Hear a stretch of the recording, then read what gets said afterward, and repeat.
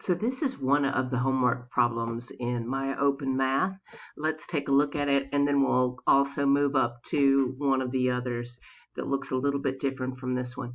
So SAT scores in one state are normally distributed with a mean of 1460 and a standard deviation of 168.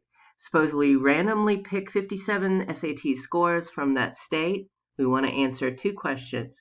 We want to find the probability that one of the scores in the sample is less than 1440, and we want to find the probability that the average of the scores in the sample is less than 1440. And these symbols beneath each question are really just saying in symbols what the English is saying. So let's notice A, find the probability that one of the scores is less than 1440.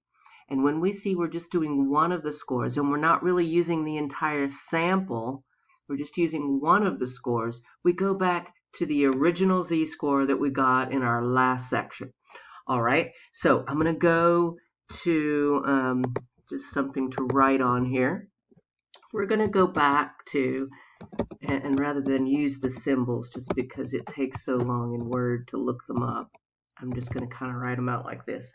So we're going to go back to the z-score we had before, x minus mu divided by sigma. All right, so in that case, our x, I believe it was 1440, but I'll switch back here real quick.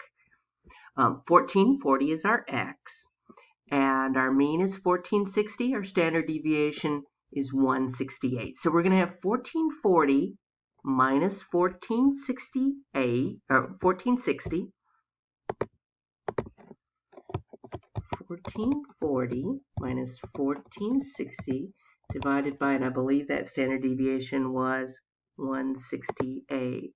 Yes. Okay. And now we're going to do this calculation.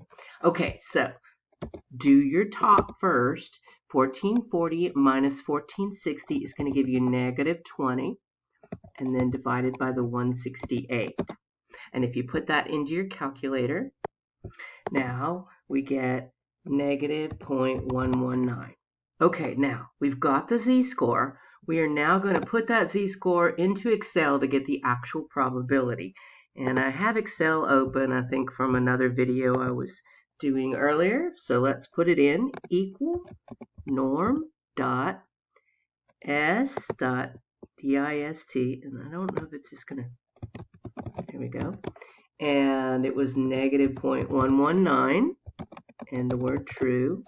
And that gives me 0.4, and it's set to 4 decimal places, so 0.4526. Oops.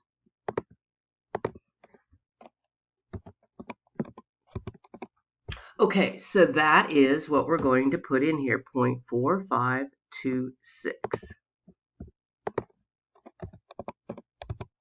Now note that Excel always gives us less than. So this is the right probability. If this had been a greater than problem, we would have had to take this answer and say 1 minus 0.4526 to get the answer. So if this had been reversed and been greater than, we would have subtracted this from 1. But it's less than, so we're okay with the answer we had.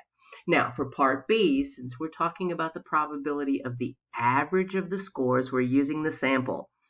All right, so that word average keys us off that we're going to use the new z-score that we got in this section for the sampling distribution of the mean.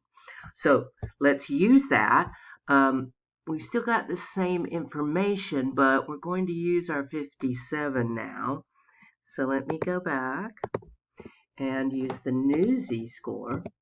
So the top is still going to look the same, but of course our new z-score, we're going to have sigma divided by the square root of n on the bottom. All right, so let's fill in. We'll still have 1440 minus 1460.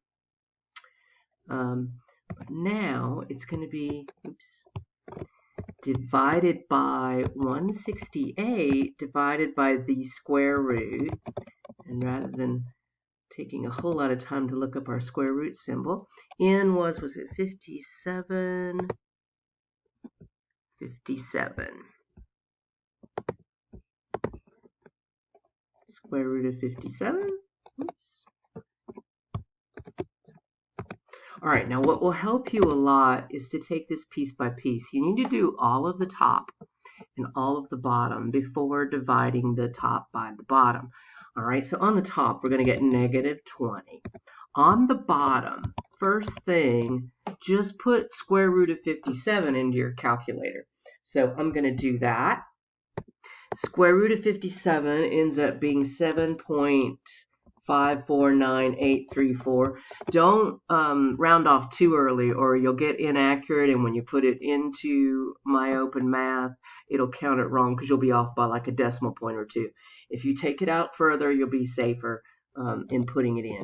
All right, now let's continue with the bottom. So I want to take 163 and divide it by 7.549834. And that gives me 21.589879.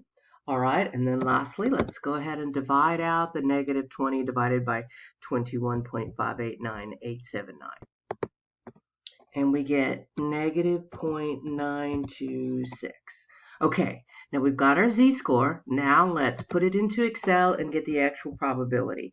So in Excel, we're going to have equal norm.s, sorry, dog in the background, negative 0.926, and true, and we get 0.1772. Oops. And we can actually put that in here. And again, since it's less than, that's going to be what we report. And that will do that one.